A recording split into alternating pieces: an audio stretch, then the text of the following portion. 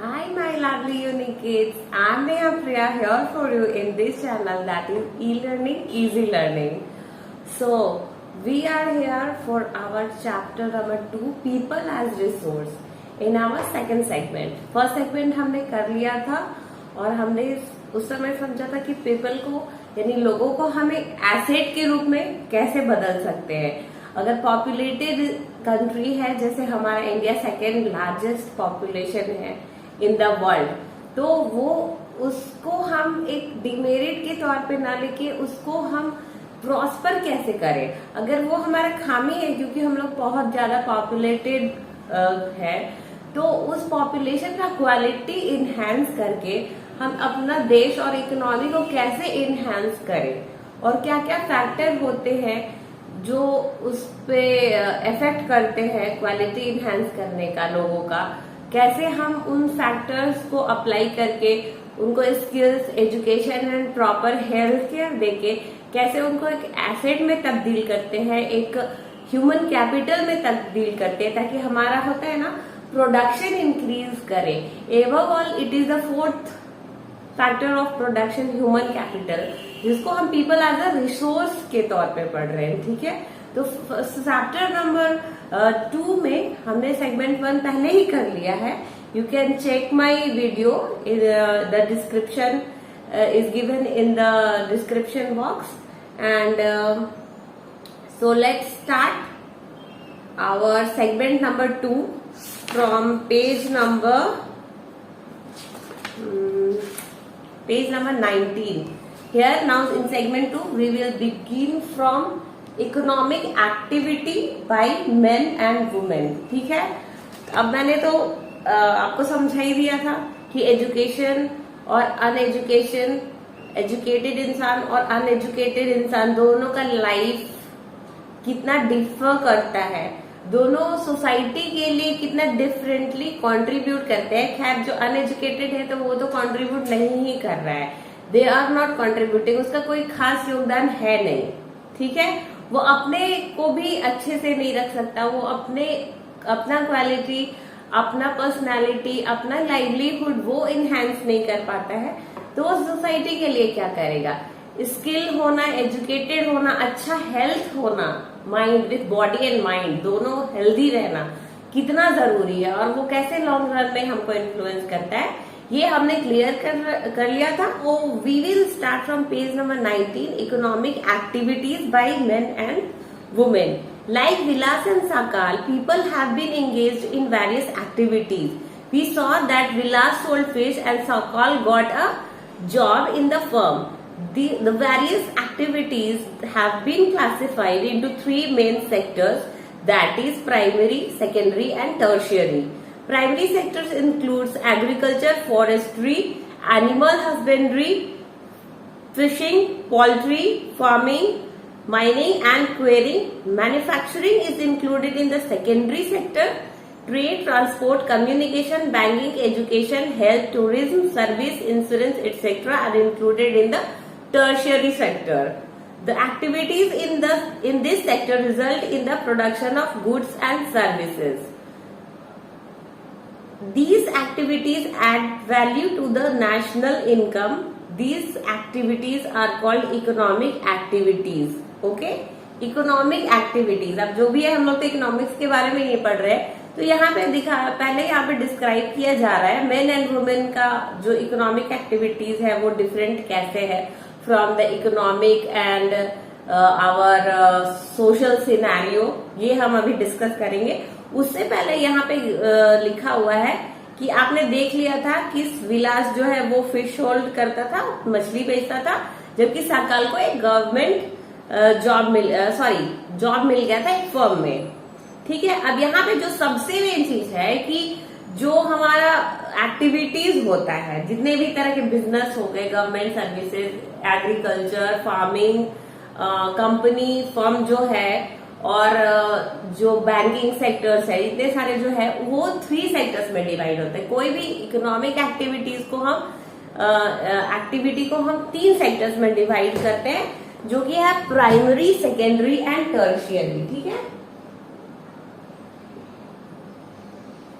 Primary, secondary and tertiary.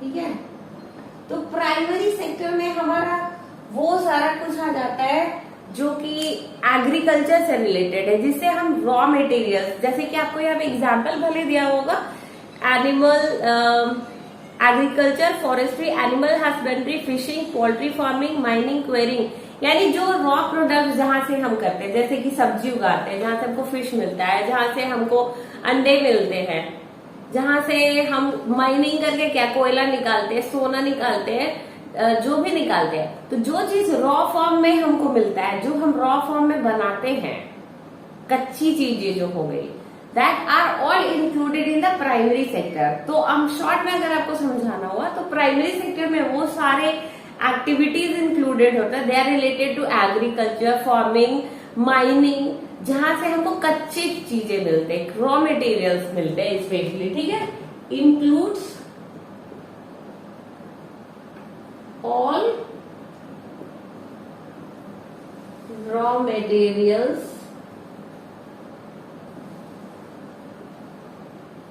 goods। ठीक है, अब सेकेंडरी सेक्टर का यहाँ पे एग्जांपल दिया है, manufacturing is included in the secondary sector. ठीक है, मैन्युफैक्चरिंग, ट्रेड मैन्युफैक्चरिंग का मतलब क्या था, बनाना, मैन्युफैक्चर करना मतलब बनाना, तो manufacturing is included in secondary sector. Manufacturing मतलब हो गया बनाना, तो जो भी चीज जो हम बनाते हैं, ठीक है, कुछ भी चीज, कोई भी चीज जो कंपनी में बन रही है, कोई भी चीज जो जिसको रॉ मटेरियल से निकाल के यहाँ पे बनाने का काम करते हैं, जब ये बनता है यहाँ पे, ठीक है, मेकिंग का काम होता है, वो चीज सारा आता है सेकेंडरी सेक्टर में। जैसे जितनी भी कंपनीज है, मान लो रॉ मटेरियल्स, मान लो कॉर्न जो होता है, मकई आपकी जो हो गई, उसकी खेती कर रहे हैं, खेती करना जो मकई का हो गया, वो क्या कौन सा सेक्टर में है, प्राइमरी सेक्टर में। यहाँ पे हम मकई बना रहे हैं, रॉ मटेरियल्स है ये मकई, कच्चा चीज है जो हम प्रोड्यूस कर रहे हैं।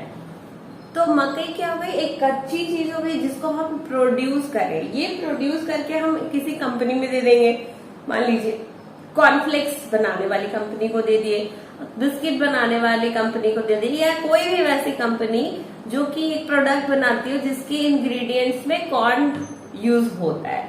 तो यहाँ पे जो कॉर्न यूज हो रहा है, ये कंपनी में यूज हो रहा है, किसी भी चीज को बनाने में, कोई भी रॉ मटेरियल, पोटैटो, यहाँ पे चिप्स अगर बनाने हैं, तो चिप्स बनाने वाली जो कंपनी है वो सेकेंडरी सेक्टर में आएगी, बिस्किट बनाने वाली कंपनी वो सेकेंडरी सेक्टर में आएगी। कोई भी चीज जब हम बना रहे हैं, that company will be included, that business, that activity will be included in the secondary sector। ठीक है, अब है टर्शरी सेक्टर मतलब जितने भी, इन शॉर्ट अगर बोले तो जितने भी सर्विसेज हैं, ठीक है, जो कि इसमें एक्सक्लूडेड है, दैट इज रॉ मटेरियल्स, और बनाने वाला काम नहीं है, वो आपको कुछ सुविधा, सर्विस, आपको सेवा पहुंचा रहे, जितनी सेवा देने वाली चीजें हुई, वो टर्शियरी सेक्टर में आती है। ठीक है, ये सर्विस देने वाला सेक्टर है, सेवा।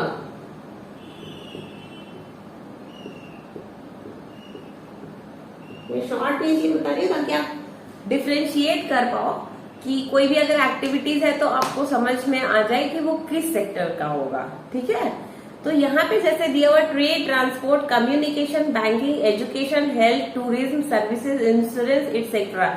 ये क्या है, ये इसको प्रोड्यूस नहीं करना पड़ता है, इसको बनाना नहीं पड़ता, ये आपको सेवा दे रही है। ठीक है, ट्रांसपोर्ट है, व्हीकल्स है, दिस एंड दैट है, वो क्या है, जैसे ओला हो गई, ठीक है, वो आपका क्या हो गया, टर्शरी सेक्टर है एक तरह का। जैसे कि आपका बैंकिंग का जितना भी बैंक है वो किस में इंक्लूडेड है, वो आपको सेवा देता है ना, वो आपको हेल्प करता है मनी गिवन बाई बोरो करने और वापस देने में, लेने में, हर तरह से।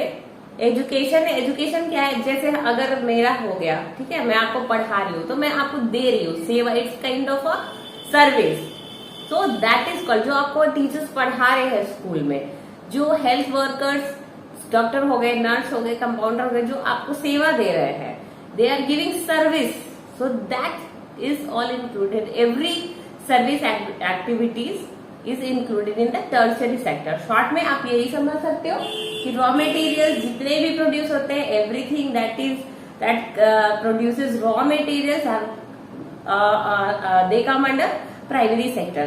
Every farm business or every activity, that economic activity that includes the process of making, manufacturing, all that is included in the secondary sector. And tertiary sector is all the services that we give, that we take, that come under the tertiary sector. तो ये clear हो जाना चाहिए कि primary, secondary और tertiary sector 3 तरह के sectors हैं और इनमें क्या क्या चीजें इंक्लूडेड है। So next is the activities in this sector result in the production of goods and services. These activities add value to the national income. National income में एड करेगा ही वैल्यू, उसका मूल्य बढ़ाएगा, उसका परसेंटेज इंक्रीज करेगा ही, क्योंकि ऑब्वियसली हर जगह तो प्रोडक्शन ही हो रहा है ना, हर जगह आप पे कर रहे हो, आपको हर जगह उसके बदले प्रॉफिट मिल रहा है, प्रोड्यूस कर रहे हो आप कोई चीज, चाहे वो प्राइमरी हो, सेकेंडरी हो, टर्शियरी हो। तो ये तीनों का जो प्रोडक्शन है वो क्या करता है, नेशनल इनकम को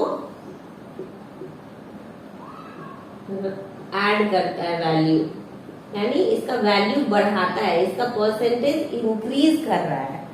ठीक है, These activities are called economic activities. ये activities economic activities कहलाता है। Economic activities have 2 parts, market activities and non-market activities.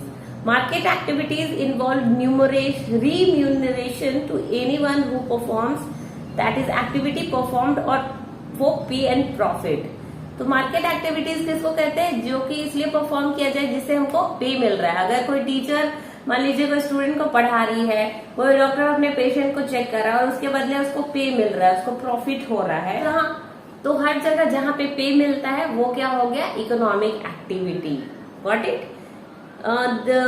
This includes production of goods and services including government services. Government services पे इसमें included है, क्योंकि obviously है कि सरकारी नौकरी जहाँ भी होती है वहाँ जितने भी स्टाफ होते हैं उनको उसके बदले में पेमेंट मिलता है, काम करते हैं तो उनको पैसा भी मिलता है।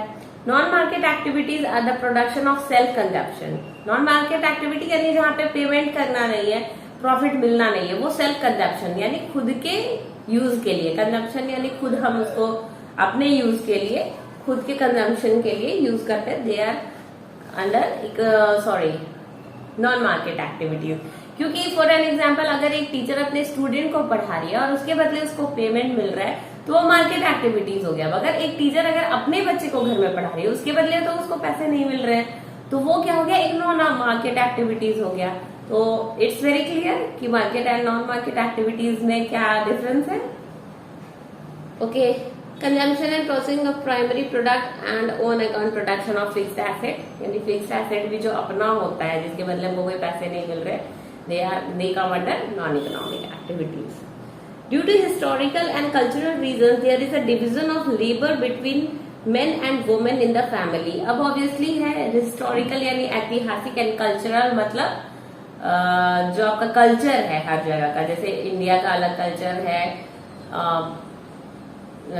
विदेशों में अलग कल्चर होता है, जीने का जो ढंग होता है। तो इंडिया में खास करके हम बोले तो अधिकतर देखा जाता है कि घर की जो औरतें हैं, घर में जो लड़कियां हैं वो घर के काम करती है, ठीक है, मैक्सिमम वी सी। और बाहर काम कौन करते हैं, अधिकतर बाहर लड़के काम करते हैं, बाहर के जो मेन होते हैं वो काम करते हैं, ठीक है। Women generally look after domestic course and main work in the field. Sarkal's mother Sheila cooks food, clean utensil, washes clothes, cleans the house and looks after her children. Circle की जो माँ है जिसका बेटा फॉर्म में है वो क्या करती है, जनरली खाना बनाती है, बर्तन साफ करती है, वॉश करती है क्लोथ्स, घर को साफ सुथरा रखती है और अपने बच्चों का टेक केयर करती है। They look after the children. Shakal's father Bhutta cultivates the field, sells the produce in the market and earns money of the family. अब उसका जो पिता है, शाकाल का जो पिता है वो क्या करता है, भुट्टा चौधरी कल्टीवेट करता है फील्ड को, वहां पे खेती करता है, अपने जो गुड्स एंड सर्विसेज जो वहां पे मतलब जो भी प्रोड्यूस करता है उसको मार्केट में बेचता है, उसके बदले वो पैसे मिलता है, ठीक है, और वो फैमिली के लिए पैसे कमाता है। Sheela is not paid for the service delivered for upbringing of the family. Bhutta earns money which he spends on rearing his family. Sheela जो भी काम करिए, काम वो भी कर रही है, पर घर के काम के बदले उसको पैसे नहीं मिल रहे हैं। लेकिन भुट्टा काम कर रहा है, वो भी काम है, बट उसके बदले उसको पैसे मिल रहे हैं, जिससे वो अपने फैमिली का भरण पोषण करता है। Women are not paid for their service delivered in the family. Women को, या मेन है, यहाँ पे मेन भी कह सकते हैं, आजकल जनरेशन चेंज हो रहे हैं, men also contribute to the family, to the household cost, ठीक है। तो जो भी है जिसके बदले हमको पैसे नहीं मिल रहे हैं वो अनइकोनॉमिक है ना, and we are not paid for it. So यहाँ पे शीला का एग्जाम्पल है, शीला को अपने काम के लिए पैसे नहीं मिल रहे। The household work done by women is not recognised in the national income. National income में उनका वर्क में कोई कंट्रीब्यूशन नहीं माना जाता है, उनको वैल्यू नहीं दिया जाता है, क्योंकि उसके बदले वो पैसे नहीं मिल रही है और पैसे नहीं कमा रही है, तो वो नेशनल इनकम में ऐड नहीं हो सकता, ठीक है। Geeta, mother of Vilas, earn an income by selling fish. These women are paid for their work when they enter the labour market. यानी labour market in the sense जहां भी आप काम मिल रहा है, दैट इज लेबर मार्केट, ठीक है। आपको जहां भी काम मिल रहा है, जहां एज अ मजदूर, एज अ प्रोफेशनल, मतलब जहां भी आपको मजदूरी मिल रही है, जहां पे आपको इन रिटर्न आपको वेजेस मिल रहे हैं, लेबर मार्केट, ठीक है। तो लेबर मार्केट हो गया, जैसे गीता की माँ वहां फिशिंग कर रही है, वो फिश सेल करती है, उसके बदले उसको पैसे मिलते हैं। Their earning like that of their male counterpart is determined on the basis of education and skill। अब जैसे मेन होता है उनको अपने स्किल्स, क्वालिटी और क्वालिफिकेशन के हिसाब से जॉब मिलते हैं, वैसे ही सेम वुमेन के लिए भी जाता है, उनको भी अपने स्किल, क्वालिफिकेशन और एजुकेशन के हिसाब से ही जॉब मिलता है। Education helps individual to make better use of economic opportunities available before him, ठीक है। ये आपको समझ में आ गया। Education and skill are the major determinants of the earnings of any individual in the market. अब जैसा आपके पास कला रहेगा, जितना अच्छा आपका आर्ट रहेगा, आपका क्वालिटी ऑफ एजुकेशन रहेगा, जितना आपका नॉलेज रहेगा ज्यादा, उस हिसाब से आपको जॉब मिलेगा, उस हिसाब से आपको अपॉर्चुनिटीज मिलेगी, उस हिसाब से आपका अर्निंग भी होगा, उस हिसाब से आपकी सैलरी होगी। क्योंकि a majority of women have meager education and low skill formation. अब क्या है कि मेजोरिटी ऑब्वियसली है जिसको एजुकेशन नहीं मिल रहा है, जिसके पास स्किल्स नहीं है। अब एजुकेशन नहीं है, स्किल नहीं है, तो आप क्या कर सकते हो, आप अच्छी जगह तो नौकरी मिलने से रही। Women are paid low compare to men. वैसे देखो फिर क्या होता है, वुमेन को मेन के कंपैरिजन लो मिलता है पैसा। जैसे कोई लेबर है जो कि घर का मकान बन रहा है, मकान में एक होता है, मेन भी होते हैं, वहां पे फीमेल्स को भी काम मिलता है, बट मेन का जो वेजेस होता है वो फीमेल के कंपैरिजन ज्यादा होता है, क्योंकि वहां पे कोई क्वालिफिकेशन नहीं है, मजबूरी है, आपको काम मिल जा रहा है, आपको करना पड़ता है, ठीक है। जो कि ऐसा नहीं होना चाहिए, but it's happening in the society. Most women work where job security is not there. बहुत सारी लड़कियां ऐसी भी है, औरतें ऐसी भी है जहाँ पे जॉब सिक्योरिटी नहीं है। आज जॉब है तो कल को जॉब नहीं भी हो सकता है, it depends upon the need of the work, ठीक है। बट लोग काम कर रहे हैं, वहां पे औरतें काम कर रही है मजबूरी में, उनको घर चलाना है या अदर वेरियस नेसेसिटीज है उनकी। Various activities relating to legal protection is meagre. अब मीगर का मतलब है क्या, बिल्कुल ना के बराबर है। आपको वहां पे अब मेन है तो चलो ठीक है, बट वुमेन है, उनको सिक्योरिटी चाहिए, ठीक है। तो जॉब सिक्योरिटी है नहीं, लीगल प्रोटेक्शन भी है नहीं। कोई आप बोल नहीं सकते अरे मेरे को वेजेस कम मिल रहे हैं, आप क्या करोगे, आपके पास खुद का पैसा नहीं है, वो एक प्राइवेट फर्म है, you can not do anything. अगर आपको काम करना है ठीक है आप करो, नहीं करना है 100 और बैठी हैं औरतें जिनको चाहिए रोजगार, तो वो तैयार है। तो आपके पास कोई लीगल प्रोटेक्शन नहीं है कि अगर आपको नहीं मिल रहा है तो आप लीगली कह सकते हो कि ठीक है मेरे को नहीं मिल रहा है, मेरे को मिलना चाहिए। आप अपने तरफ से कोई भी केस नहीं कर सकते, आप अपने तरफ से कोई होता है ना डिमांड नहीं रख सकते, वहां पे आप मजबूर हो सकते हैं, वहां पे आप हेल्पलेस हो जाते हैं। आपको जितना वेजेस मिल रहा है, आपको जितना मजदूरी मिल रही है, आपको उसी में अगर सही है आप काम करो, नहीं सही है किसी और को काम मिल जाएगा। तो that is the negative aspect of the society. Employment in this sector is characterized by irregular and low income. In this sector, there is an absence of basic facilities like maternity leave, child care and other social security systems. अब जैसे ऐसे जगहों पे क्या होता है, जैसे ईंटा भट्टा हो गया, मकान का कंस्ट्रक्शन का कोई काम हो गया, कहीं और कोई लेबर वाला काम हो गया, जहाँ पे मजदूरी भी आपको ढंग से नहीं मिल रही है, तो बाकी बेसिक फैसिलिटी जैसे मैटरनिटी लीव हो गया, गवर्नमेंट या जो अच्छे खासे प्राइवेट फर्म्स होते हैं, जो स्टैब्लिश लीगली तरीके से लाइसेंस्ड प्राइवेट फर्म्स होते हैं, तो उनमें क्या होता है, वहां पे जॉब अच्छी होती है, वहां जॉब सिक्योरिटी होती है। वहां पे ऐसे ही कोई आपको तुरंत ऐसे ही नहीं निकाल सकता, आपको एक वैलिड रीजन देना होगा अगर आप किसी औरत को निकालना चाहते हैं जॉब से, ठीक है।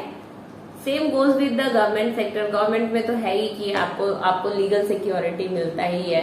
मैटरनिटी लीव का जहां तक बात है तो होता है 6 मंथ का, कहीं कहीं 8 मंथ्स का मैटरनिटी लीव मिलता है। जब होता है ना बच्चे को जन्म देने वाले, you need great care comfort, तो आपको घर में आप रह सकते हो, आपका जो जॉब है वो भी नहीं जाएगा, आपको सैलरी भी मिलेगी।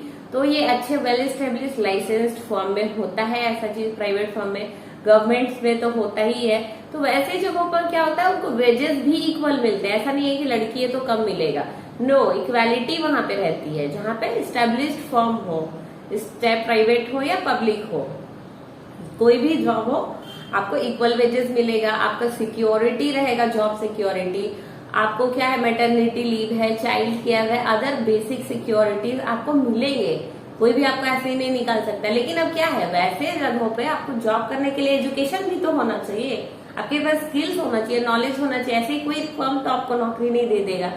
इसलिए कहा जाता है कि एजुकेशन और स्किल हमारे लिए बहुत इंपॉर्टेंट रोल प्ले करता है, ठीक है। यहाँ पे जैसा लिखा हुआ, however women with high education and skill formation are paid at par with the men, equal मिलता है उनको।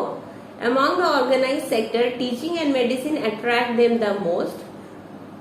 ऑर्गेनाइज सेक्टर के अलावा टीचिंग और मेडिसिन वुमेन को काफी अट्रैक्ट करता है, ऐसा लिखा हुआ है। वैसे आज के डेट में तो सारे फील्ड्स में वुमेन है, चाहे वो आर्मी हो, पायलट हो, बिजनेस हो एंड एंटरप्रेन्योर हो, ठीक है, तो सारा ही चीज है।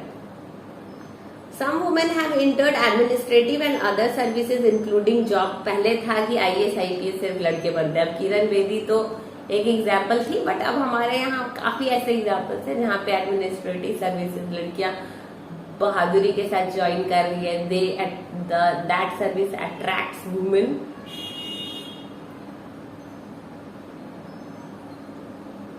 Some women have entered administrative and other services including job that needs high level of scientific and technological competence।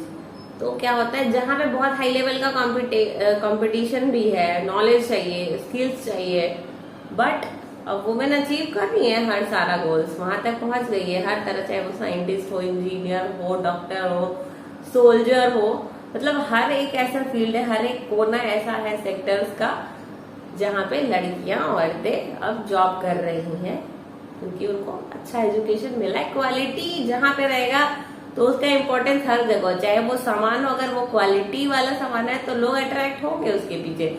उसी तरह अगर आपका क्वालिटी ऑफ एजुकेशन और क्वालिटी ऑफ स्किल अच्छा है, आपको हेल्थ अच्छा है, तो लोग आपकी तरफ अट्रैक्ट होंगे। दैट सिंपल एज दैट, ठीक है। अब आते हैं हम पेज नंबर 20 के next heading, quality of population पे, ठीक है। यहाँ तक आपको समझ में आ गया सेक्टर्स के बारे में, and what is the social culture scenario of our country. The quality of population depends upon the literacy rate, health of a person indicated by life expectancy and skill formation acquired by the people of the country। तो quality of population determine कैसे किया जाएगा, तो quality of population determine किया जाता है literacy rate. Literacy rate यानी शिक्षा दर, वहां के लोग कितने शिक्षित हैं, ठीक है, उसे हम क्वालिटी ऑफ पॉपुलेशन का पता लगाते हैं। दूसरा क्या है वहां का, हेल्थ यानी लाइफ एक्सपेक्टेंसी क्या है, ठीक है, क्वालिटी ऑफ पॉपुलेशन।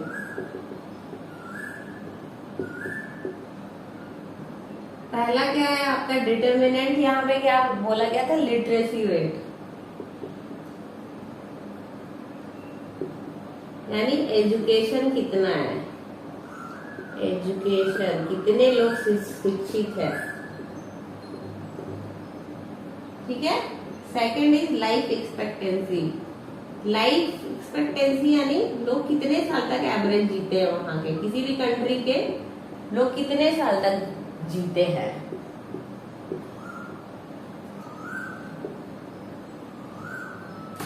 ठीक है। And skill formation acquired by the people of the country, skill formation कितने स्किल्ड है,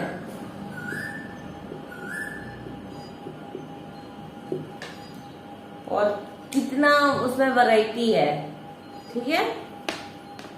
तो क्वालिटी ऑफ पॉपुलेशन में ये तीनों की, लोग कितने शिक्षित है, किसी भी कंट्री के लोग कितने शिक्षित है, लाइफ एक्सपेक्टेंसी यानी कि कितने साल तक जीते एवरेज वहां के किसी भी देश के नागरिक, एवरेज क्या है उसका, और थर्ड इज स्किल, स्किल कितना है उनके पास, बस रट्टा मार के पढ़ाई कर रहे हैं, प्रैक्टिकल नॉलेज भी कुछ है क्या, that is called skill. The quality of the population ultimately decides the growth rate of the country. Quality of population obviously growth rate of the country में कैसे अफेक्ट करता है, ये हम लोग पहले भी डिस्कस कर चुके हैं। Literate and healthy population are an asset, asset यानी क्या होता है, संपत्ति, यानी लिटरेट और हेल्दी पॉपुलेशन यानी ऐसा पॉपुलेशन जो हेल्दी हो, पढ़ी लिखी हो, शिक्षित हो, वो क्या होता है, एक संपत्ति होता है देश के लिए, ठीक है। तो उसका पहला एक पढ़ते हैं education. Sakal's education is the initial years of his life bore him the fruits in the later years in terms of a good job and salary। अब साकाल इतना अच्छे से पढ़ाई किया अपना, उसको लॉन्ग रन में क्या मिला, इतना अच्छा जॉब मिला, ठीक है, इतना अच्छा सैलरी मिला, उससे क्या हुआ, वो फॉर्म को भी अच्छा डेवलप करा, उसके लिए भी क्या कंट्रीब्यूट, अपना योगदान क्या था उसका, अपने दिमाग से, अपने नॉलेज से, जो उसने अभी तक पढ़ा था उतना उसने स्किल प्राप्त किया था, एजुकेशन प्राप्त किया था, उसको एक अच्छे रूप में उसने एक अपना योगदान किया, उसने जो भी एक सॉफ्टवेयर बनाया उसके लिए, किसके लिए, उस फॉर्म के लिए जिसमें वो काम कर रहा था, और उससे क्या उस फॉर्म का भी सेलिंग बढ़ा। तो एक तरह से क्या हो रहा है, हम अपने आप को खुद के लिए तो कर रहे हैं, दूसरों को भी हम कंट्रीब्यूट कर रहे हैं, उसके लिए भी कुछ कर रहे हैं, उसको भी हेल्प कर रहे हैं, उसके लिए भी हम योगदान कर रहे हैं अपना, ठीक है। We saw education was an important input for the growth of Sakal, education ही वो इनपुट था जो कि उसके ग्रोथ में मदद किया, उसका आउटपुट इनहैंस किया, ठीक है। आउटपुट इन द केस भी से प्रोडक्शन भी हम कह सकते हैं, देख सकते हैं। It open new horizon for me, horizon मतलब नया नया क्षेत्र खोलते हैं, अपॉर्चुनिटीज उसके पास बहुत सारे हैं, क्योंकि उसके पास स्किल्स नॉलेज है, उसके पास अपॉर्चुनिटीज ज्यादा होगी, जो पढ़ा लिखा ही नहीं होगा उसके पास तो कोई अपॉर्चुनिटीज भी नहीं होगी। Not only for Sakal, education contributes towards the growth of the society also. It enhances the national income, cultural richness and increase the efficiency of governments. There is a provision made for providing universal access, retention and quality in elementary education with a special emphasis on girls। अब education क्या है ये तो आपको पता चल ही गया कि वो नेशनल इनकम में कंट्रीब्यूट करती है, जीडीपी, जीएनपी सारा उससे प्रभावित होता है, किस तरह से अफेक्ट करता है, किस तरह से इंक्रीज करता है। कल्चरल रिचनेस ऑब्वियसली आएगा अगर सोसाइटी का standard of living, standard of thought, thinking सब कुछ चेंज होगा तो उससे आपका कल्चरल रिचनेस भी आएगा, सोसाइटी के जितने भी ड्रॉबैक्स है उसको हटाया जाएगा, उसको समझा जाएगा कि हाँ ये सोसाइटी के लिए सही नहीं है। अगर शिक्षित होंगे तो लोग उसको अनुसरण नहीं करेंगे, वो क्या करेंगे, एक चेंज लाएंगे सोसाइटी के लिए, for the development, to make our culture richer, ठीक है, ताकि लोगों का पर्सनालिटी, लोगों का रहन सहन, लोगों का तौर तरीका सब कुछ अच्छा हो, तो वो अच्छे के लिए करेंगे। And increase the efficiency of government. इससे क्या होगा, सरकार भी अच्छी आएगी। ऑब्वियसली शिक्षित लोग शिक्षित है, उनको समझ में आ रहा है कि हाँ क्या होना चाहिए क्या नहीं होना चाहिए, कोई उनको बुद्धू नहीं बना सकता। तो जो सरकार अच्छा है, जो उनके लिए काम करेगी, ठीक है, वो उनको ही चुनेंगे। तो इससे क्या होगा, कोई उसको मूर्ख बना के नहीं जा सकता है, ठीक है। कोई नेता ने राजनेता ऐसे ही उसको मूर्ख बना के सरकार नहीं चला सकते। आपको सरकार को भी अपने देशवासियों के लिए योगदान देना होगा, क्योंकि देशवासी शिक्षित है, उनको समझ में आ रहा है कि the government is working for them और नॉट। और got it. There is a provision made for providing universal access, retention and quality in elementary education.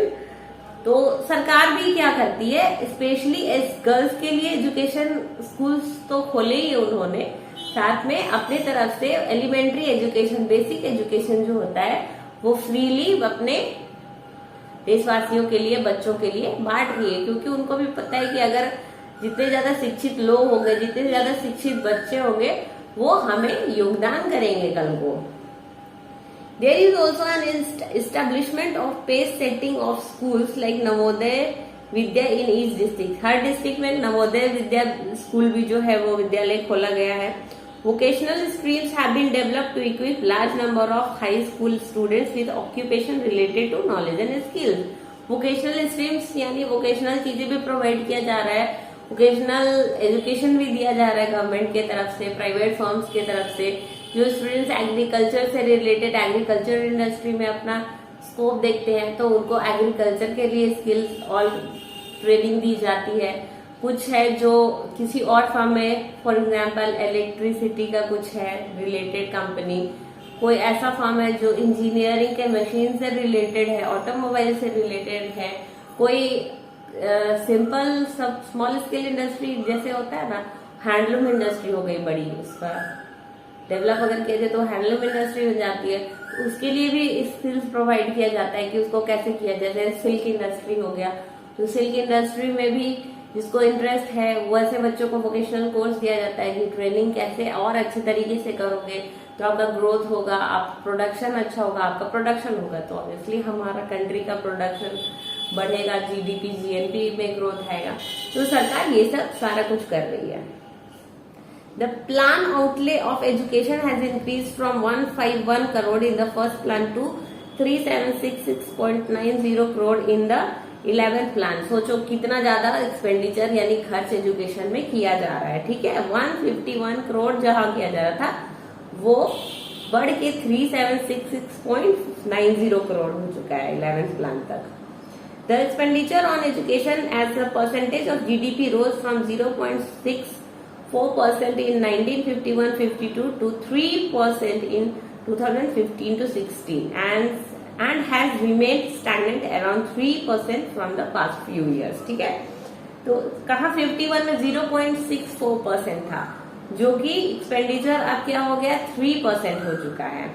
तो ऐसा नहीं है, गवर्नमेंट भी बहुत ज्यादा रोल प्ले कर रही है कि ज्यादा से ज्यादा लोग शिक्षित हो पाए, उनको स्किल्स मिले, ट्रेनिंग्स मिले, उसके लिए स्कूल्स खोले जा रहे हैं। गर्ल्स के लिए स्पेशल एजुकेशन दिए जा रहे हैं, स्पेशल जहाँ पे बहुत जगह होता है कि जहाँ पे कोएड एजुकेशन है जहाँ पे कोई एजुकेशन है, जहाँ पे लड़के लड़कियां दोनों जाते हैं। बहुत सारे परिवार जो कंजर्वेटिव मेंटालिटी के होते हैं, they don't want to send their daughters to that kind of school. तो उसके लिए भी गवर्नमेंट ने स्पेशली वहां पे गर्ल्स के लिए एजुकेशन के लिए स्कूल खोले, जो सिर्फ गर्ल्स के लिए है। उनका टॉयलेटरीज, उनके बाकी सैनिटरी हाइजीन सब के लिए उसको फैसिलिटीज वहां पे अवेलेबल कराया जा रहा है, ताकि उनको कोई दिक्कत ना हो। उनको उसको ट्रेनिंग दिया जा रहा है कि आप कैसे अच्छे से अपना लाइफ प्रॉस्पर कर सकते हो। Importance of education, importance of hygiene, उनके हेल्थ पे ध्यान दिया जा रहा है। उनको आयरन टैबलेट्स दिए जाते हैं ताकि उन हेल्दी रहे, because girls need more iron than boys, right. तो हर तरह से सरकार भी होती है, वो अपना योगदान कर रही है अपने ह्यूमन कैपिटल को इंक्रीज करने में, उसको इनहेंस करने में, ताकि हम लोग का क्वालिटी ऑफ पॉपुलेशन जो है इंक्रीज हो, ठीक है, क्वालिटी उसकी इंक्रीज हो। यहाँ पे एक बॉक्स है जिसमें लिखा हुआ है human being is a positive asset and a precious natural resource which needs to be cherished, nurtured and developed with tenderness and care coupled with dynamism Each individual growth presents a different range of problems and requirements. The catalytic action of education in the complex and dynamic growth process needs to be planned meticulously and executed with great sensitivity. अब क्या है कि यहाँ पे बोला human being जो होता है पॉजिटिव एसेट तो है ही, एक नेचुरल रिसोर्स है ही, फोर्थ फैक्टर ऑफ प्रोडक्शन है। तो अब क्या होता है, हर लोग एक जैसे नहीं होते, तो जिस तरह से लोग होते हैं उनके इंटरेस्ट जिस फील्ड में होता है स्पेसिफिकली उस तरफ ध्यान देकर उनको पढ़ाना चाहिए, उनको मार्गदर्शन करना चाहिए। उनका एक अलग एक होता है ना प्लान होना चाहिए एजुकेशन का, क्योंकि हर बच्चा जैसे एक जैसा नहीं होता है ना, कोई किसी में तेज है, कोई किसी में वीक है, वो किसी सब्जेक्ट में किसी का इंटरेस्ट है, किसी में बिल्कुल भी नहीं है। तो उस तरह से टीचर्स या स्कूल को भी ध्यान देना चाहिए और उस पर काम करना चाहिए। So next page number 22, estimate as stated in the budget documents of union state governments, Reserve Bank of India, the expenditure on education as a percentage of GDP has declined to 2.7% in 2017-18. The literacy rates have increased from 18% in 1951 to 74% in 2010 and 11. Literacy is not only a right, it is also needed if the citizens are to perform their duties and enjoy their rights properly. ठीक है, यहाँ पे एक data दिया हुआ है budget document का, union state government reserve bank of India, और उसमें दिखाया गया है कि एक्सपेंडिचर ऑन एजुकेशन से जीडीपी कैसे डिक्लाइन किया गया है। 2.7% डिक्लाइन कर गया था 2017 और 18 में, क्योंकि हम लोग खर्च एजुकेशन में सरकार इतना कर रही है कि उसका खुद का जीडीपी का परसेंटेज नीचे गिर गया है। ठीक है, तो लिटरेसी रेट उसका क्या है, 18% इंक्रीज भी किया है, और अब तो वो 2010 एंड 11 तक 74% हो गया, तो इट्स अ गुड ग्रोथ। ठीक है, लिटरेसी यहाँ पे बोला कि सिर्फ एक राइट नहीं है, इसे क्या होता है, अगर आप जागरूक है, शिक्षित है, तो आपको खुद का भी राइट पता चलता है। कोई आपको मूर्ख बना के नहीं जा सकता। अगर आपको कोई धोखा दे रहा है, आपका काम नहीं ठीक से कर रहा है, तो आपको ये पता रहेगा कि नहीं काम उसको करना है और कैसे करवाना है, इसका भी आपको सेंस रहेगा कि नहीं मुझे ये काम कराना है। आप किसी ऑफिस में गए हो, आपको बोल रहे ये काम तो नहीं होगा, ये नहीं हो सकता, बट आपको पता है कि वो काम वहीं से होगा, ये मेरा काम नहीं कर रहा है, you can file a complain against him. तो आपको तब पता होगा ना जब आपके पास एजुकेशन होगा, पता रहेगा आपको अपने राइट्स के बारे में। However, a vast difference is noticed across different sections of the population. Literacy among males is nearly 16.6% higher than females, and it is about 16.1% higher in urban areas as compared to the rural area. अब literacy तो जैसे increase कर रहा है, but different aspect से अगर देखें तो बहुत ज्यादा वैरी भी कर रहा है। क्या है कि फीमेल का कंपैरिजन 16.6% मेल का लिटरेसी रेट हाई है, यानी अभी भी पता इससे चलता है कि फीमेल का लिटरेसी रेट कितना कम है, इक्वल होना चाहिए, वो अभी भी बहुत ज्यादा कम है। ठीक है, इससे पता क्या चलता है कि अभी भी बहुत सारे ऐसे जगह हैं जहाँ लोग अपने बच्चियों को, अपने औरतों को वहां शिक्षित नहीं कराना चाहते, वो स्कूल नहीं भेज रहे हैं। और वैसे ही एक और क्या है कि अर्बन एरियाज में तो 16.1%, रूरल एरिया यानी गांव के कंपैरिजन शहरी क्षेत्र में 16.1% हाइयर परसेंट ऑफ एजुकेशन है, यानी गांव में अभी भी बहुत सारे लोग हैं जो पढ़ नहीं चाहते हैं। In 2011, literacy rates varied from 94% in Kerala to 62% in Bihar. अब स्टेट वाइज भी वेरिएशन है, जहाँ 94% केरला में लोग शिक्षित है, वहाँ बिहार में सिर्फ 62% है। The primary school system has expanded to over 8.58 lakh in 2013-14. Unfortunately, this huge expansion of schools has been diluted by the poor quality of schooling and high dropout rate. अब क्या है, स्कूल्स तो एकदम गवर्नमेंट ने हर जगह provide किए हुए हैं। ठीक है, 2013-14 के डाटे के अनुसार 5-8 लाख से भी ज्यादा हमारे पास प्राइमरी स्कूल है। लेकिन स्कूल इतने तो स्टाफ भी होने चाहिए ना। वैसे proper facilities, quality of education भी इम्पोर्टेंट है, बट स्कूल इम्पोर्टेंट नहीं होता है। वहाँ किस तरह से पढ़ाया जा रहा है ये भी इम्पोर्टेंट होता है। बस ऐसा नहीं है कि स्कूल खोल दिए जैसे तैसे टीचर खुद पढ़ा रहा है, उसको खुद भी समझ में आ रहा है या नहीं आ रहा है, बस पढ़ा के निकल गया। ठीक है, तो quality of education is more important. ठीक है, यहाँ पे क्वालिटी ऑफ एजुकेशन नहीं दे पा रहा है गवर्नमेंट।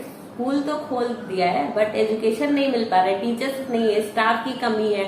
तो हर बच्चे के लिए तो एजुकेशन मिल नहीं रहा है, स्कूल खोलने से क्या होगा? तो ये इसका ड्रॉबैक भी हो जा रहा है। और इससे क्या है, ड्रॉप आउट रेट, यानी जो बच्चे फेल हो रहे हैं उनकी संख्या ज्यादा बढ़ जा रही है। स्कूल तो आ रहे, पढ़ नहीं पा रहे हैं, एग्जाम में फेल हो जा रहे हैं। सर्व शिक्षा अभियान is a significant step towards providing elementary education to all children in the age group of 6 to 14 years by 2010। सर्व शिक्षा अभियान भी एक स्टेप लिया गया जहां से 6 से 14 साल के बच्चों को पढ़ाया जाता है। It is a time-bound to initiative for central government in partnership with the states, for the local government and the community for achieving the goal of universalization of elementary education। मतलब ये एक टाइम बाउंड इनिशिएटिव है सर्व शिक्षा अभियान की 2010 तक तो इतने बच्चे, इतने ईयर्स, 6 से 14 ईयर्स के बच्चों को सबको शिक्षित करना ही करना है। और इसमें सेंट्रल गवर्नमेंट के द्वारा ये स्कीम है जिसमें लोकल गवर्नमेंट यानी जो स्टेट गवर्नमेंट होती है हर राज्य की, वो भी हेल्प करती है, वहाँ की लोकल बॉडीज, कम्युनिटी जो होती है वो भी हेल्प कर रही है। Along with it, bridge course and back to school camps have been initiated to increase the enrollment in elementary education। ठीक है, ब्रिज कोर्स और बैक टू स्कूल कैंप्स भी इनिशिएट किए गए हैं ताकि एजुकेशन, जो एलिमेंट्री एजुकेशन वो सबको प्राप्त हो। Mid day meal scheme have been implemented to encourage attendance and retention of children and improve their nutritional status। These policies could add to the literate population of India। Mid day meal scheme भी government ने की है कि बीच में उनको lunch break में government की तरफ से खाना मिलेगा, खिचड़ी मिलेगी। वो बात अलग है कि बहुत जगह मिलती भी नहीं है, बहुत जगह मिलती है तो उसका क्वालिटी खाने लायक नहीं होता है। बट गवर्नमेंट कर रही है अपनी तरफ से हर कोशिश, हर संभव कोशिश कर रही है। ये बात अलग है कि बहुत सारे टीचर्स स्कूल के हों या बहुत सारे स्टाफ हो, उनकी मिस हैंडलिंग से, उनके करप्टिव नेचर के कारण बच्चों को quality of mid day meal नहीं मिल पाता है बहुत जगह। बट ऐसे बच्चे जो कि जिनको खाना नहीं मिल रहा है, जिनके माँ बाप होते हैं वो छोटे मोटे काम में भेज देते हैं कि चलो 4 पैसे आ जाएंगे, 5 रुपया 10 रुपया ही कमा लेगा, मगर स्कूल क्या जाना है, जाके काम करो, तो अपने छोटे छोटे बच्चों को भी भेज देते हैं। तो उसके लिए गवर्नमेंट करेगी ठीक है भाई स्कूल लाओ, हम तुमको खाना देंगे, बट आकर पढ़ो कम से कम, ठीक है, शिक्षा ग्रहण करो।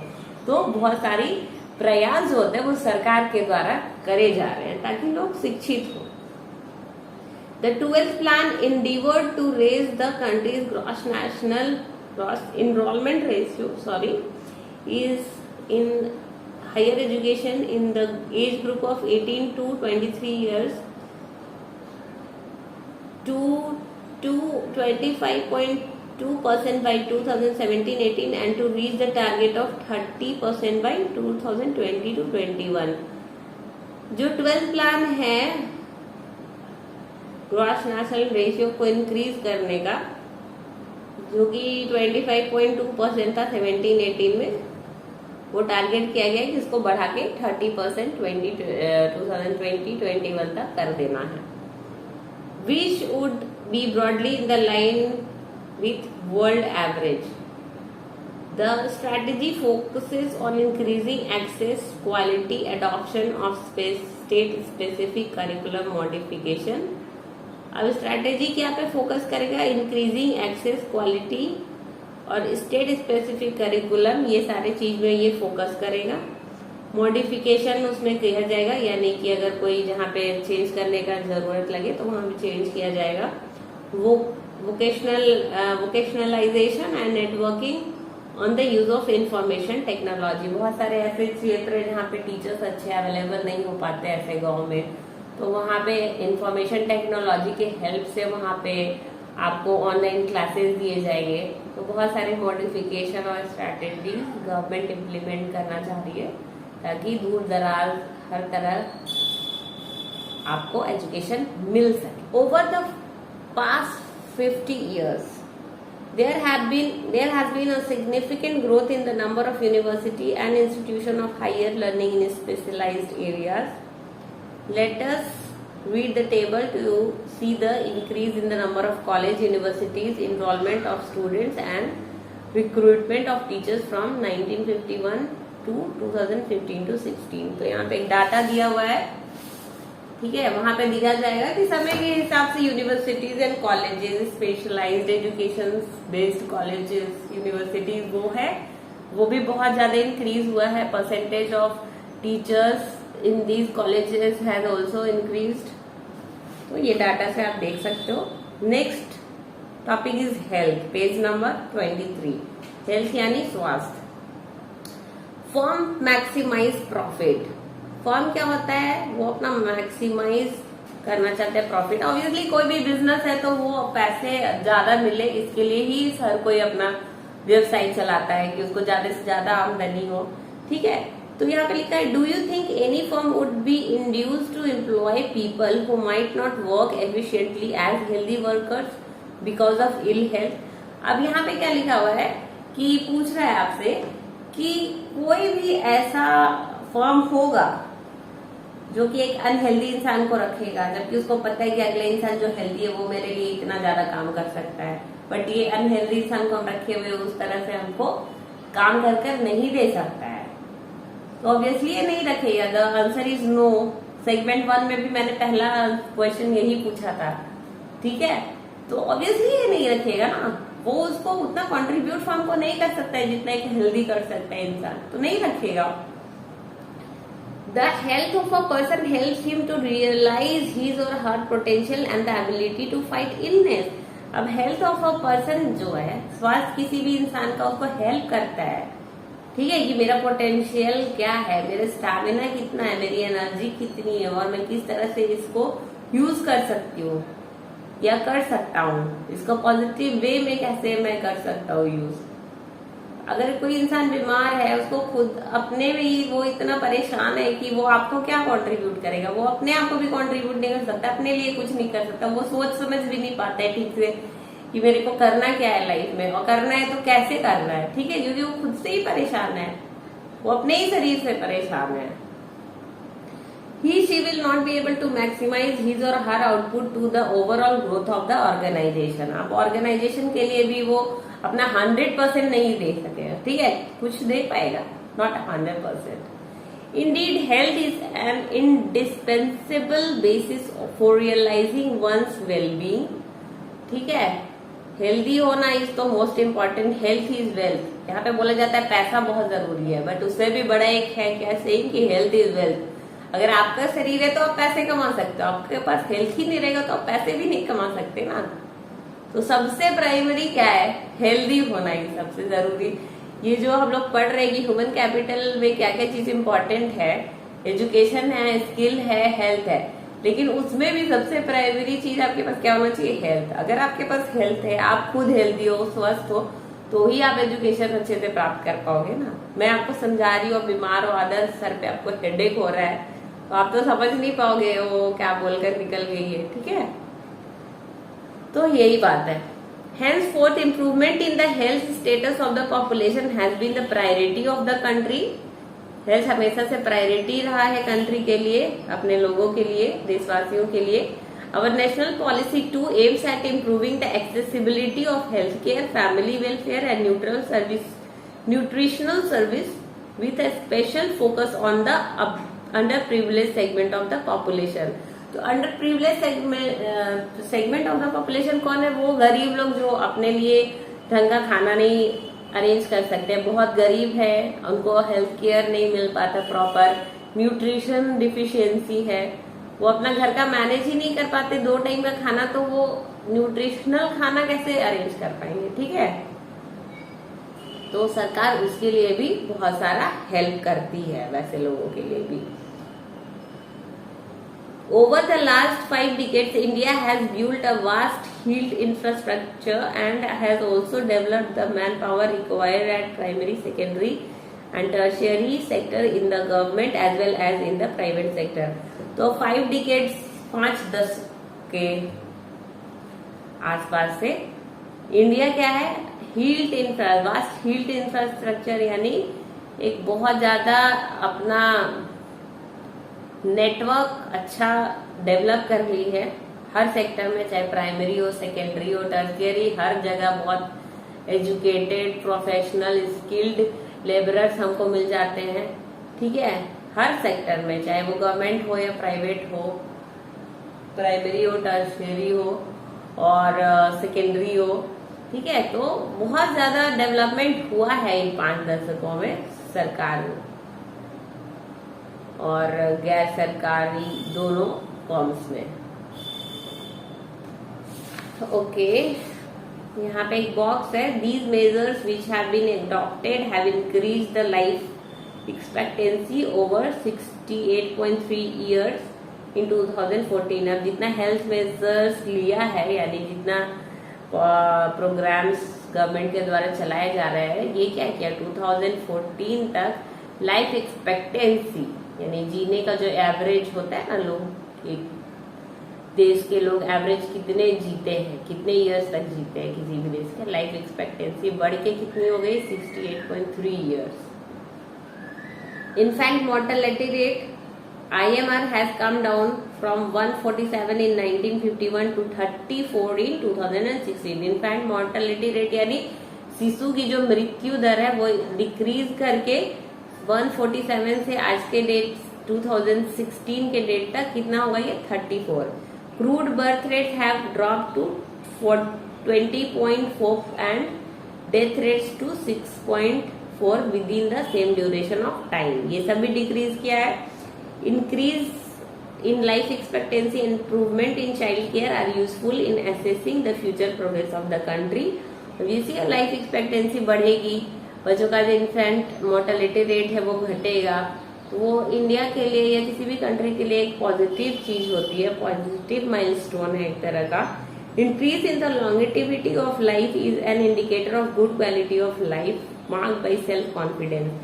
अब क्या, increase in longevity of life यानी लाइफ एक्सपेक्टेंसी यानी आपका जीवन जितना लंबा रहेगा, एवरेज किसी भी देश का लाइफ एक्सपेक्टेंसी जितना हाई रहेगा, तो उससे ये भी तो होता है ना, हाई किस लिए, क्योंकि वहां के लोग उतने हेल्दी है, वो ताकि उतना जीवन उतना लंबा वो जी पाए। तो ये एक पॉजिटिव एस्पेक्ट हो जाता है गवर्नमेंट के लिए, हमारे देश के लिए, हमारी इकोनॉमी के लिए। Reduction in infant mortality involves the protection of child from infection, ensuring the nutrition of both the mother and child care. अब इन्फेंट मोर्टेलिटी भी जैसे कि घटा है, तो इससे हम लोग को ये भी होता है कि हम न्यूट्रिशन पे कितना ध्यान दे रहे हैं। जो अंडर प्रिविलेज सेक्शन भी है उसके लिए गवर्नमेंट जितना मेजर्स स्टेप्स ले रही है, प्रोग्राम्स चला रही है ताकि उनका न्यूट्रिशन अच्छे से रहो, उनको खाना प्रोवाइड करती है, हेल्दी न्यूट्रिशन देती है, उनको ट्रेनिंग दिया जाता है कि आप ये खाओ। बहुत सारे सप्लीमेंट्स, बहुत सारे खाद्य पदार्थ गवर्नमेंट के द्वारा दिए जाते हैं, जिससे कि जो माँ होती है, जो आने वाला बच्चा होता है या फिर एक जो छोटा बच्चा होता है जो जन्म लिया हो, उसका लाइफ एक्सपेक्टेंसी बढ़ता है, उसका न्यूट्रिशनल जो एक होता है लेवल वो सही रहता है। तो ये सब आगे जाके कंट्रीब्यूट करते हैं। आप हेल्दी रहोगे तो आप कंट्रीब्यूट करोगे कंट्री को ना। और लाइफ एक्सपेक्टेंसी बढ़ने का ही मतलब है कि ऑब्वियसली हमारा पॉपुलेशन का जो क्वालिटी ऑफ हेल्थ है वो इंक्रीज कर रहा है, तो ये बहुत इम्पोर्टेंट है। Page number 24. There are many places in India which do not have even these basic facilities. There are only 381 medical colleges in country and 301 dental colleges. Just 4 states like Andhra Pradesh, Karnataka, Maharashtra and Tamil Nadu have the maximum number of colleges. तो यहाँ पे भी हम लोग का बहुत ज्यादा drawback है कि हमारे पास अच्छे हेल्थ रिलेटेड कॉलेजेस नहीं है, मेडिकल कॉलेजेस और डेंटल कॉलेज की भी बहुत कमी है। सिर्फ ये जो 4 स्टेट्स हैं जिनका नेम लिया गया है, सिर्फ वहीं पे कॉलेजेस है, तो ये अच्छी बात नहीं है।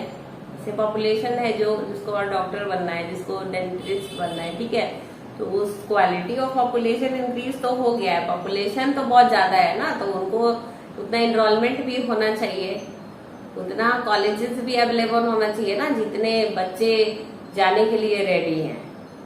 तो हमारे पास स्कैर्सिटी ऑफ कॉलेजेस है अभी भी। अब थर्ड आपका है unemployment. Sakal's mother Sheela looked after the domestic chores children and help her husband Bhutta in the field. Sakal की माँ होती क्या थी, काम करती थी घर का, बच्चों को देखती थी और अपने पति को खेत में हेल्प करती थी। Sakal's brother Jeetu and sister Seetu spend their time playing and roaming. Sakal का जो ब्रदर और सिस्टर है जीतू और सीतू, वो क्या करते थे, खेल कूद और इधर उधर बस घूमते फिरते रहते थे। कैन यू कॉल शीला और जीतू और Seetu unemployed, if not why. अब इसको शीला और जीतू को और सीतू को हम अनएम्प्लॉयड कह सकते हैं या नहीं कह सकते। अब हम देखते हैं कि अनएम्प्लॉयमेंट एग्जैक्टली है क्या, तब तो हम कंक्लूड करेंगे कि उनको एम्प्लॉयड बोले या अनएम्प्लॉयड बोले।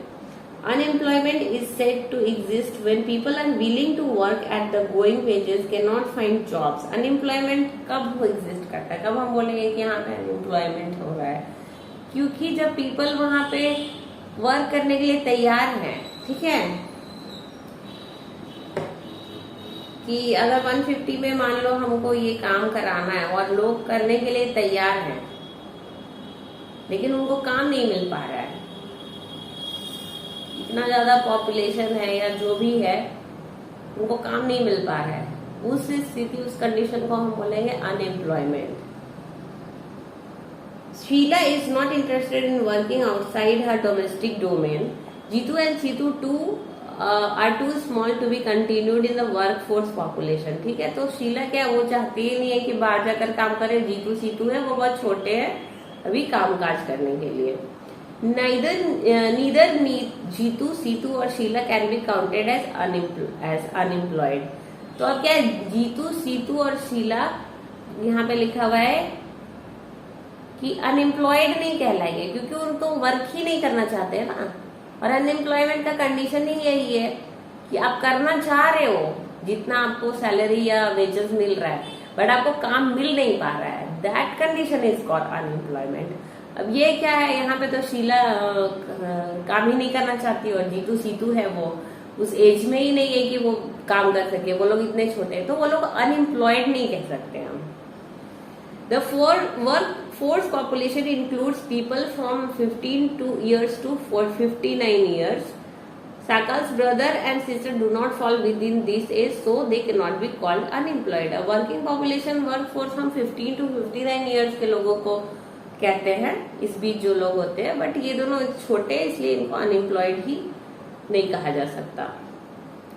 Sakal's mother Sheila works for the family. She is not willing to work outside her domestic domain for payment. Sakal की मदर है वो काम करना तो चाहती नहीं है। She too cannot be called unemployed. Sakal's grandparents, although not mentioned in the story, cannot be called unemployed. ठीक है, तो जो करना ही नहीं चाहता, करना ही नहीं चाहता, उसको भी अनएम्प्लॉयड नहीं कह सकते। In case of India, we have unemployment in rural and urban areas. However, the nature of unemployment differs in rural areas and urban areas. In case of rural areas, there is seasonal and disguised unemployment. Urban areas have mostly educated unemployment. अब क्या होता है, unemployment भी तीन तरह के होते हैं, seasonal, disguised and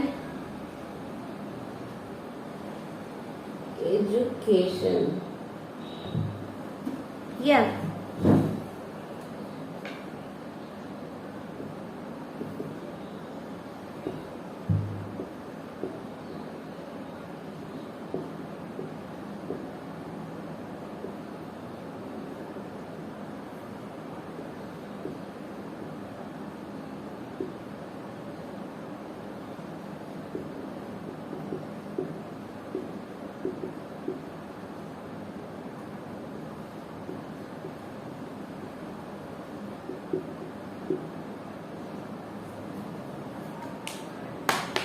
अनएम्प्लॉयमेंट भी तीन तरह के होते हैं, जो सीजनल और डिस्गाइज है, ये अधिकतर रूरल एरिया में पाए जाते हैं, और ये जो है ये अधिकतर अर्बन एरिया में ही देखा जाता है।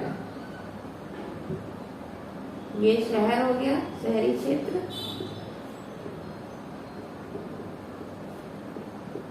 ये गांव। ठीक है। Seasonal unemployment happens when people are not able to find jobs during some months of the year. People dependent upon agriculture usually face such kind of problem. There are certain busy seasons when sowing, harvesting, weeding, threshing is done. Certain months do not provide much work to the people dependent on agriculture. अब seasonal employment क्या होता है कि कुछ महीनों तक तो लोगों को काम मिलता है, बट उसके बाद उन लोगों को काम नहीं मिलता। सपोज करो कि किसी गेहूं की खेती का सीजन हो गया या किसी और क्रॉप्स के हार्वेस्टिंग का सीजन हो गया, तो हार्वेस्टिंग, सोइंग, थ्रेसिंग तो जब हो जाता है, प्रोसेस हो जाता है, वीट प्रोड्यूस हो चुका है, मार्केटिंग हो गया, उसके बाद उनके पास कोई काम नहीं रहता। तो कुछ टाइम के लिए, कुछ मंथ के लिए, किसी स्पेशल सीजन के लिए जब लोग एम्प्लॉयड होते हैं, उसके बाद उनको जब बाकी सीजन के लिए रोजगार नहीं मिलता, वैसी स्थिति, वैसे कंडीशन को हम लोग सीजनल अनएम्प्लॉयमेंट बोलते हैं। In case of disguised unemployment, people appear to be employed, they have agricultural plot where they find work. This usually happens among family members engaged in agricultural activity. The work requires the service of 5 people but engages 8 people. 3 people are extra. These 3 people are these 3 people also work in the same plot as the others. The contribution made by the 3 extra people does not add to the contribution made by 5 people. If 3 people are removed from the productivity of the field, will not decline. The field requires the service of 5 people and the 3 extra people are disguised unemployed. Disguised unemployment क्या होता है? जहाँ पे लगता तो है कि लोग काम कर रहे हैं, बट उतने लोगों की वहां जरूरत नहीं होती। ठीक है, एक प्लॉट ऑफ लैंड है जहाँ पे सिर्फ 5 लोगों के ही काम करने की जरूरत है, बट क्योंकि फैमिली मेंबर्स है तो 3 और कंट्रीब्यूट कर रहे हैं, वहां पे 3 और लोग काम कर रहे हैं। तो अगर वहां पे 5 काम करे या 8 लोग काम करे, टोटली वहां की प्रोडक्टिविटी में कोई अंतर नहीं आता। तो बाकी जो 3 अगर हटा भी दिए जाएं तो उसकी प्रोडक्टिविटी सेम रहेगी। 3 लोग अगर हम एक्स्ट्रा ऐड कर रहे हैं 5 के अलावा, तो भी प्रोडक्टिविटी सेम रहेगी। तो बाकी 3 जो होता है उसको डिस्गाइज अनएम्प्लॉयड कहा जाएगा। ठीक है, तो ये होता है डिस्गाइज अनएम्प्लॉयमेंट, जहाँ पे लोगों की जरूरत तो कम है, 5 लोगों की जैसे जरूरत है उस फील्ड में, 3 एक्स्ट्रा आ गए। दिख तो रहेगी सारे कोई काम कर रहे हैं, 8 लोग काम कर रहे हैं, बट 3 की तो आवश्यकता ही नहीं है। तो ये 3 लोग क्या हो गए? डिस्गाइज अनएम्प्लॉयड कहा जा सकता है इनको। करेक्ट। तो सीजनल और डिस्गाइज अनएम्प्लॉयमेंट हमने समझ लिया। अब एजुकेशनल अनएम्प्लॉयमेंट हम सेगमेंट नंबर 3 में डिस्कस करेंगे। ठीक है, क्योंकि ये जो वीडियो बहुत ज्यादा लेंथी होते जा रहा है, वो थोड़ा अनकंफर्टेबल भी लगता है इतना देर ठीक है कंटिन्यू करने में। सो होपफुली आपको सब समझ में आ गया होगा। अगर कोई डाउट होगा तो आप जरूर कमेंट सेक्शन में आप पूछ सकते हो। ठीक है, एंड आपको ये वीडियो कैसा लगा? अगर आप किसी की हेल्प भी करना चाहते हो तो आप इसको शेयर कर सकते हो, और मेरे लिए आप ये कर सकते हो कि इस पे एक लाइक देना और इसको सब्सक्राइब जरूर कर देना। Okay, till then bye and take care.